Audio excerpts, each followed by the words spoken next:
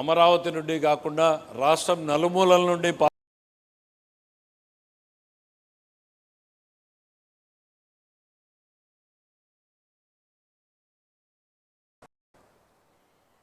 అభివృద్ధి ఆంధ్రప్రదేశ్ గౌరవ సభాధ్యక్షులు పయ్యావుల కేశవ్ గారికి ధన్యవాదాలు తెలుపుతూ, స్వర్ణాంధ్రప్రదేశ్ నిర్మాత, అభివృద్ధికి కేర్ ఆఫ్ అడ్రస్, అలాగే దేశ రాజకీయాల్లోనే కింగ్ మేకర్గా మన పార్టీ అధినేత గౌరవనీయులు ముఖ్యమంత్రి గారు నారా చంద్రబాబు నాయుడు గారికి, అట్లాగే యువ నాయకులు మన party working president Nara Lokesh అన్న గారికి, వేదికపై ఉన్న పెద్దలకి, అట్లాగే దేశ విదేశాల నుండి ఈ మహాసభను వీక్షిస్తున్న ప్రతి ఒక్క పసుపు సైన్యానికి నమస్కారాలు తెలియజేసుకుంటూ, మహానాడు ఒక సామాన్య సభ కాదు, పసుపు సైన్యం యొక్క గర్జన ఇది. అట్లాగే కోట్లాది మంది తెలుగు ప్రజల ఆశా సముద్రం. ఈ మహానాడు కేవలం మన పాస్ట్ని గుర్తు చేసుకోవడం ఒకటే కాకుండా భవిష్యత్తుని కూడా నిర్ణయించే ఒక మహా సంకల్ప సభ. ప్రతి ఒక్క పసుపు కార్యకర్తకు ఈరోజు ఒక కనుల పండుగ మాదిరి. అలాంటి ఈ మహాసభ, ఈ పవిత్రమైన వేదిక పైన ఒక జాతీయ ప్రధాన కార్యదర్శిగా నివేదికను సమర్పించే అవకాశం నాకు ఇచ్చిన ముఖ్యమంత్రి గారికి ధన్యవాదాలు తెలియజేసుకుంటూ, మన పార్టీ అధినేత సామర్థ్యంలో సాగిన అకుంఠిత దీక్ష, అట్లాగే బీజేపీ జనసేనతో మనము ఏర్పరచుకున్న పొత్తు, కూటమి ప్రభుత్వం, ప్రజాస్వామ్యంని మనం పరిపాలనగా చూపిస్తున్నాం. అట్లాగే ఏదైతే ప్రతి వర్గంలో, మన రాష్ట్రంలో ఉన్న ప్రతి వర్గానికి సంక్షేమం అందిస్తూ సువర్ణ పాలనను అందిస్తున్నాం. 5 సంవత్సరాలు గొడ్డలి పరిపాలన ఎలా ఉందో మనం అందరం చూసాం. అభివృద్ధి, సంక్షేమం మన నినాదం అయితే, వారి నినాదం హత్యలు, అవినీతి, దోపిడీలు. అట్లాగే మన రాష్ట్రంలో ఉన్న ప్రతి వర్గంలో ఉన్న ప్రజలు బాధపడ్డారు. అట్లాగే ప్రతి ప్రాంతంలో ఉన్న ప్రజలు నిర్లక్ష్యం చేశారు. ఈరోజు మనం అభివృద్ధి, సంక్షేమం వైపు పరుగులు తీస్తున్నాం.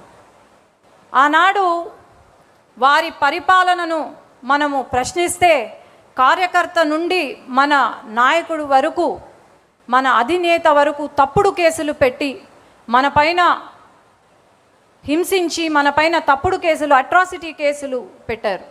మన కార్యాలయ పైన దాడి చేశారు. అట్లాగే మహిళలు అని కూడా చూడకుండా మన పైన దాడి చేయడం, అట్లాగే అసభ్యకరంగా మాట్లాడడం, మన వ్యక్తిత్వాన్ని కించపరచడం చేశారు. మనమే అనుకుంటే మన పిల్లల్ని కూడా ఆఖరికి హింసించారు.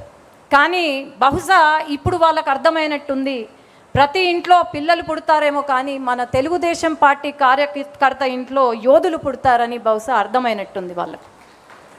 అట్లాగే ఆనాడు ఎంత కష్టం వచ్చినా సరే ఒక్క అడుగు వెనకడుగు వేయకుండా మన అధినేత కార్యకర్తలకు అండగా ఉంటూ, నేనున్నాను అనే ధైర్యాన్ని ఇస్తూ మన పార్టీని ముందుకు తీసుకెళ్లారు.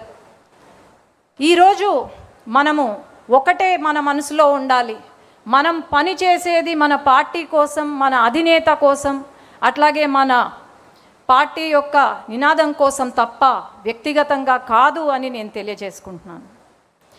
మనం ఎప్పుడూ కూడా మనం పడిన కష్టాన్ని మర్చిపోకూడదు. అట్లాగే మన అధినేత పడిన అవమానం మనం మర్చిపోకూడదు. ఎప్పుడూ కూడా ప్రతి ఒక్కరం కాలర్ ఎత్తి గర్వంగా చెప్పుకునే ఒక రోజు వస్తే మన ప్రాణం ఉన్నంత వరకు మనం తెలుగుదేశం పార్టీ కార్యకర్త అని ధైర్యంగా చెప్పుకోవాలి. ఈరోజు మరి కొంతమంది మనల్ని బెదిరిస్తున్నారు. ఆ బెదిరింపులకు బెదిరేది తెలుగుదేశం పార్టీ కార్యకర్త కాదు. గుండెల్లో భయం లేదు, కేవలం పసుపు రక్తం ఉందని మనం ధైర్యంగా చెప్పుకోగలుగుతున్నాం. ఈరోజు బెదిరిస్తున్నారు అంటే మనం చెప్పాల్సింది ఒకటే, మనము మన కార్యకర్తగా వెనగడుగు వేసేది లేదు, తల దించేది లేదు, వెన్ను వంచేది లేదు. మనం ఒకవేళ వెను వంచినా లేకపోతే తల దించినా అది కేవలం నా జెండా కట్టడానికే తప్ప ఇంకేమీ కాదు. ఈ వేదిక నుండి తెలంగాణ కొన్ని దురదృష్టవశాత్తు మనం ఓటమి చెందాం. అట్లాగే తెలంగాణ నాయకులు ఎవరైతే ఉన్నారో వాళ్ళు కార్యకర్తలను కలిసిమెలిసి ప్రయాణం చేస్తూ అక్కడ అట్లాగే ప్రతి క్షణం మన సమస్యలపైన, తెలంగాణ రాష్ట్రంలో ఉన్న సమస్యలపైన పోరాడుతూ ఉన్న మన నాయకులను ఈ సభ ద్వారా అభినందన చేస్తున్నాం. అట్లాగే ఈరోజు గల్లీ నుండి ఢిల్లీ వరకు మన జెండా ఎగురుతుంది. మన తెలుగుదేశం పార్టీ, మన తెలుగు ప్రజల ఆత్మగౌరవాన్ని నిలుపుతున్నాం, తెలుగు గళాన్ని వినిపిస్తున్నాం.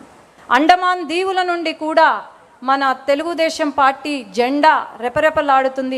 ఎప్పుడు కూడా దేశంలో గళం వినిపించిందే తప్ప ఎప్పుడు కూడా వెనకడుగు వేయలేదు. మనం సూపర్ హిట్ ఈ 2 సంవత్సరాల పాలనలో సూపర్ 6ని సూపర్ హిట్ చేశాం. దీపం 2 పథకం కింద 3 గ్యాస్ సిలిండర్లు ఇస్తున్నాం. తల్లికి వందనం, ఫ్రీగా బస్ సర్వీస్, అట్లాగే రైతులను ఆదుకుంటున్నాం. ప్రతి ఒక్కరి ఇంట్లో వెలుగులు తీసుకొస్తున్నాం.